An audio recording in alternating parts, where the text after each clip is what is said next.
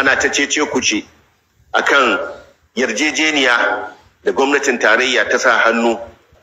Ana tuhumar cewar wannan yarjejeniya ta ba da damar auren jinsi da rashin nuna kyamata ga waɗanda suke wato aikin mutanen annabi Lot na maza da mata da sauran abubuwa na karkata.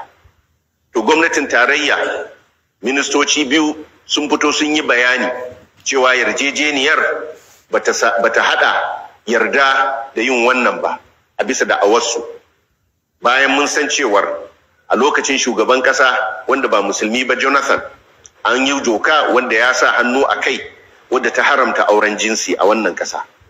Yau shekara 10 kenan da sa hannu akan wannan doka. Doka ce ta kasan nan wanda 'yan majalisa suka yi, wanda yana ɗaya daga cikin abin da musulmi da kirista duk sun haɗu akan inkarinsa. To buɗe wannan ƙofa da yin abin da yake zai kawo yarda ga wannan tsari, wallahi zai janyo mana masifa da Allah ne kaɗai ya san iyakanta. Mu sani fa al'umman nan da yawanmu wanda yanzu ragaman mulkin ƙasar yake hannunsu masu tafiya ne, waɗanda za su taso baya su suka fi yawa, samari da yara su suka fi yawa a cikin wannan al'umma. Waɗanda suke jagorancin ragamar wannan al'umma su ne kalilan, su ne 'yan kaɗan.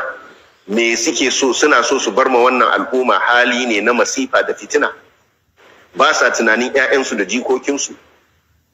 To ala ayi halin, su ita gwamnatin tarayya ta fito ta yi bayani na barrantar da kanta da kan cewar wannan ba a cikin yarjejeniyar babu wannan. To wannan da'awa, Majalisar Koli ta Shari'ar Musulunci ta kafa kwamiti, za ta yi bincike ta duba wannan yarjejeniya layi-layi, ta duba kuma da'awar da gwamnatin tarayya suka faɗa, sannan a fitar da matsaya. Mu dai ba za mu daina inkari ba kuma za mu amince ba za mu yarda da abin da zai kawo mana masifa da bala'i da zai yaki addininmu, yaki aƙidanmu, domin neman wato faranta ma waɗansu wanda yake ba su da wata dangantaka da wannan ƙasa tamu.